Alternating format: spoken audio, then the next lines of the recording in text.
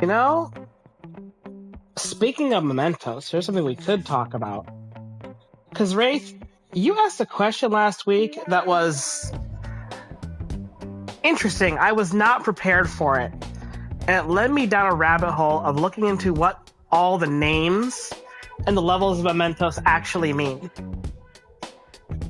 Now, I imagine you've already played Persona 5, so these might not come as any surprise to you. But for anyone else who's listening or watching at this point, if you haven't finished the game like I haven't at the time of recording this, I can say with some safety that all of this is provided spoiler-free. So, the paths of mementos, of which there are 9, are actually related to the Sephiroth. Now, the Sephiroth isn't just a villain from Final Fantasy VII.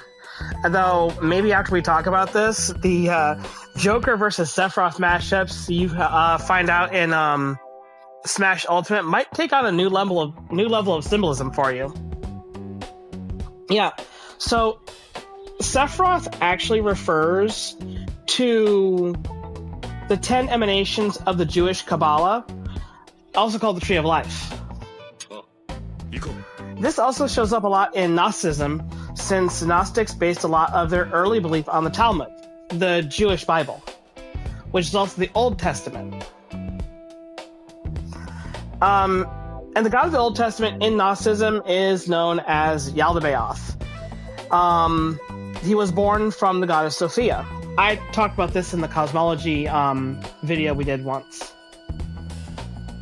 It is said in the original Talmud that the god that was once called Yahweh was destroyed and replaced by Yaldabaoth, and now we live in a false reality created by him. I discussed already as well that Carl Jung believed in Gnosticism, so the Kabbalah shows up in his psychology. Here's how that shapes the concept of mementos in Persona. Jung actually believed in a collective human consciousness. It's how he explained people who shared the same dreams or the same precognition of events. It has been used to explain the Mandela effect, where a group of people may remember historical events completely differently. For anyone who's not aware what that is, real quick definition, it relates to the life and death of a South African activist and political leader named Nelson Mandela, and the circumstances surrounding when he died. Many people believe he died in prison, only to find out that he'd been alive the entire time when he actually passed. And there are a lot of other cases about this too. You might look at the Berenstain or Berenstein Bears as another prominent example. Mass hysteria and even cultism could all be attributed to this collective cognition of human souls that is filled up with archetypes we're all supposed to fall into, right? Persona, shadow, these are words that Jung actually used. And the process of individuation is what we actually see in Persona games, and is the moment the Phantom Thieves rip off the masks in a game. Just like any kind of serious self-change, it's often brutal, ugly, and painful, but necessary for growth. Like Morgana just said, it's taking total control of your emotions. And Persona is a game about finding your true inner self, will to fight, will to live authentically in the face of opposition and even peril. It's a story that lines closely with the concept of the monomyth and also the Divine Comedy. Now, what are the layers of mementos? Okay? You've got Kimranut, Ayastabus, Kemda, Keitel, Akirziuth, Adyasach, Shiraruth, Iwaleth, and Da'at. I only have 2 right now. And most of these words are fictional, but they are derived from Hebrew words relating to the 10 Sephiroth. So, let me go ahead and break that down layer by layer. Kimranut is derived from Kamranut, which is the Hebrew word for materialism. Although this is to be interpreted as ephemerality or being deprived of divine thought. The opposite of this is Bina, or understanding. Ayatsibos comes from Iyatsitov, and it means instability. This is an inversion of the Sephirah Yesod, which means foundation and is generally thought to mean a loss of grounding or spiritual aimlessness. Chemda is straight up a translation that means desire and is the opposite of Tiferet, meaning compassion. It represents the corruption of beauty into selfish want or even lust. God knows Panther has to deal with enough of that, right? Between Yusuke and Kamoshida and who knows who else at this point. The fourth level of Kaito comes from Ki-ur, which is ugliness or sinfulness. The inverted Sephirah is Had, which means majesty. This is meant to mean a twisting of glory and humility into grace and corruption. And Akirziya is Akzariyut, which is Hebrew for cruelty, and the version of Chesed, meaning kindness, which is where you get humanity's suffering and heartlessness. A Yidsach comes from the Hebrew word for apathy, Adishut, and the Sephirah for this is Netzach, which means endurance. Now, the level of Mementos bearing this name changes perseverance into emotional deadness and passivity, which, of course, leaves open a door to selfishness or the attitude of, well, nothing can be done, or, but I could never change. People who believe they're beyond redemption or subscribe to a sunk cost fallacy. If anyone doesn't know what a sunk cost fallacy is, it's when you keep going at something despite it being obviously detrimental to you because you've already put forth so much effort into it to begin with. A good, popular culture example of this would be Cypher from Final Fantasy VIII.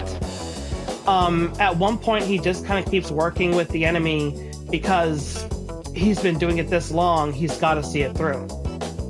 And there are probably a couple other reckless characters you can come up with and off the top of your head that may fit this sort of example as well. You know, I could go on all damn day about people like this. They really piss me off. If you would just... Sorry. Never mind. I already said I wasn't going to talk about this. Let me move on. There's just a few more of these, and I put so much effort into compiling this list for you. And all without spoiling myself on anything in the game. Honestly, I'm surprised I was able to do this. So where was I? The seventh layer. This is Shiriut, right? And it comes from Shirut and means stubbornness. Gevra is the Sephirah opposite of this and replaces strength and discipline with rigid dogma and cruelty. Sort of like the game is telling you off the bat that those who use religion or spirituality to oppress others are wrong. And I think any reasonable person can agree to that. If you need to hide your cruelty behind some omnipotent being, what you really are is a coward. You know what you're doing is detestable and you think you can absolve yourself, which means you're free of any blame. Iwes is the same Hebrew word, and it means foolishness or stupidity. Chokmah, meaning wisdom, is the inverse according to the Kabbalah, and represents those who are willing to remain ignorant for the sake of comfort, simplicity, or, as I was just saying, trying to absolve themselves of blame for the obviously evil or cruel actions that they take. And then last we have Da'at. This lowest level isn't even inverted. It's just the Sephirah of knowledge that represents the collective cognition and control. And so those are all the levels of Mementos, right? But now how does it relate to the Divine Comedy? Oh, here do I have a treat for you. Now, if you look at a picture of the full layout of Mementos, right? How it eventually spirals down. And then you take a look at the map of hell that is laid out by Dante in the Divine Comedy, you'll notice that they're both spiral that go all the way down and gets progressively worse. You'll also notice that the drawings of hell described this way include a domed landscape in the realm above. The real world map of Mementos is like this too. Here you go. See, you can see that like domed top there. You can go then and compare the layers of Mementos with the layers of hell from the Divine Comedy. And again, we can take this step by step. You've got Kimmerno, and that is the first layer. That also relates to limbo. And according to Dante, not the one from Devil May Cry, this is where people who lived virtuous lives ended up, but that either didn't know about Christianity or lived in a time before Christianity existed. See, in his book, Dante placed a lot of early philosophers like Homer, Thales, Galen, and Virgil in limbo. And punishments in limbo were generally considered to be passive in nature, with the primary negative basically being an eternal life without hopes of salvation.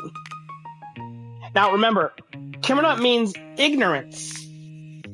And so it's ignorance of Christianity that lands people in limbo within the story that Alighieri devised. The next ring of hell belongs to the sin of lust. Dante described a place where people who committed the sins of the flesh are swept uncontrollably by stormy winds that blow them around uncontrollably. This is meant to invoke a punishment of you couldn't control your urges in life, so an eternal loss of control is forced on you.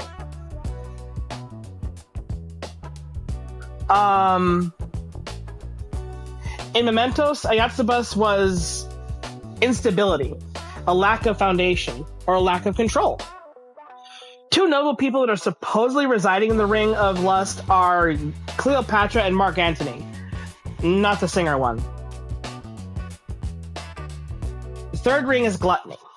In this ring, it refers to people whose sins were living a life of excess luxury. Keep in mind that gluttony, as it's defined, isn't just about eating too much food. It's overconsumption and could even refer to things like drugs, alcohol, or the consumption of resources that outweighs one's personal need.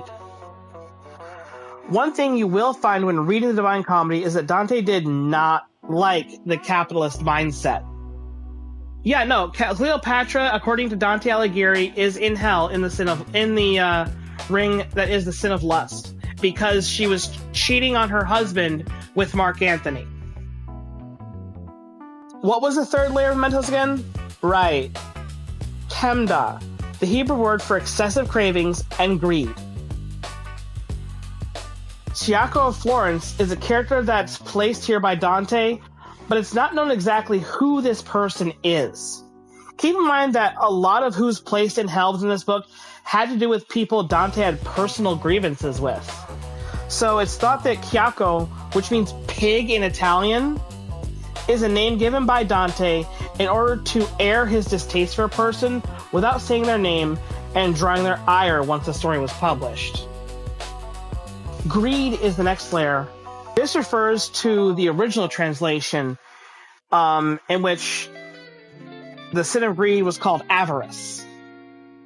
This is where he put people like Sisyphus, who in Greek mythology is doomed to push a boulder up a hill only for it to roll back down on top of him. In the realm of greed, those who live selfishly are chained to their material possessions and can never put them down. How does that compare to Kaito? Well, both revel in glory, corrupted in ugly desire, and material excess and selfishness. Wrath is the next layer of hell, in which people sent to this layer are doomed to battle and conflict for all eternity. While those who have given up, called the sullen, choke on black mud. Iazaroth was derived from the word that means coldness and harm towards others. This level of Mementos, symbolizing kindness's inversion into cruelty, echoes the wrathful and pure emotional violence that is supposedly such a core aspect of the layer of hell. Now, from here it gets more complicated, right? You've got heresy. Heresy differs from ignorance in this regard, because heresy in simple terms means that people who have a belief that is counter to the Orthodox Christian Church. So people like the Epicureans. And Epicureans were people who followed the Epicurean philosophy. Oh yeah, Final Fantasy is another big game series that does a lot of, criticizing of religion, right? Final Fantasy 10 was the same way. Final Fantasy 8 technically kind of touches on the religion of that area, but I think it's more so on like political systems and tradition. So Epicurus, right? Here's the interesting thing about that. The philosophy of Epicurus advocates for a life of pleasure defined by the absence of pain and fear, leading to tranquility and inner peace. This involves focusing on necessary things like food, shelter, and friendship, and cultivating a rational worldview, living with temperance and withdrawing from desires of excess wealth and power. Yeah, real heresy there. It really tells you something about the Christian orthodoxy of the 1300s, which hasn't really changed all that much now that you think about it. This one we'd compare with Agni Answers, which was called apathy, which in this regard would be defined as a rejection of the soul's immortality and divine truth. After heresy was the circle of violence. This could mean violence against others, like tyrants, murderers, for example. Violence against yourself, so self-harm or worse. Probably the thing I hate most about the Christian worldview is that the eternal punishment of those who have suffered on earth then deserve further suffering and death. It's twisted. Or this can also mean violence against God. This is defined as blasphemers or people who directly defy Christianity. Dante also threw in sodomites and anyone who loaned money with an unreasonably high interest rate. Yes, really, high interest rates could land you in hell. Sheriath literally comes from stubbornness and tyranny. Selfishly holding power over others is a form of violence. Fraud is the next layer, and it has a pretty broad understanding, actually. Dante described this as an entire sublayer of hell called the Malabolgia, or evil pouches. This included panderers, flatterers, simnionics, diviners, astrologers, magicians, barrators, hypocrites, thieves, counselors who lie, and people who cause scandals and social schisms.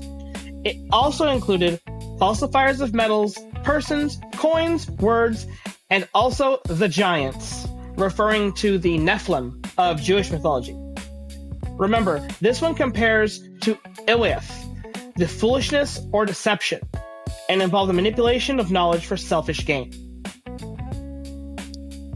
The last, the At, is the lowest layer of Mementos, but it's also where we run the parallel of the traitors. This is called Cocytus, and this layer is said to be frozen solid. This is where you would apparently find souls like Judas Iscariot, Cassius, and Brutus, but also Lucifer. These were traitors to kin, homeland, guests, and benefactors. The At is hidden knowledge and obfuscation of truth. For a Gnostic like Jung, this meant Yaldabaoth, not Lucifer, since that name didn't appear in the Gnostic texts. The name Lucifer actually comes from Isaiah 14:12, and doesn't actually refer to a demon, but to a king of Babylon, likely Nebuchadnezzar II. In Gnosticism, the Lucifer parallel is Yaldabaoth himself. So, how was that? Do you think I sufficiently answered your question, Wraith? Awesome. You know, I really appreciate you coming in. It gave me something really interesting to talk about. I'll be really interested to see how my early analysis compares to the actual plot of Persona 5 as I go forward.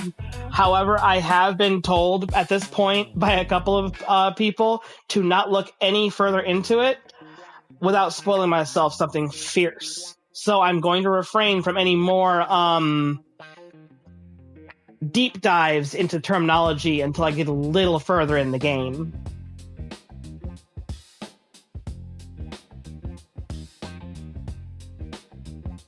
Now's the time where I push the Patreon page. Patreon is the best place for you to support us directly. There are a lot of available extras that keep you entertained, including extra chapters of Monomyth and some hints to future projects as well.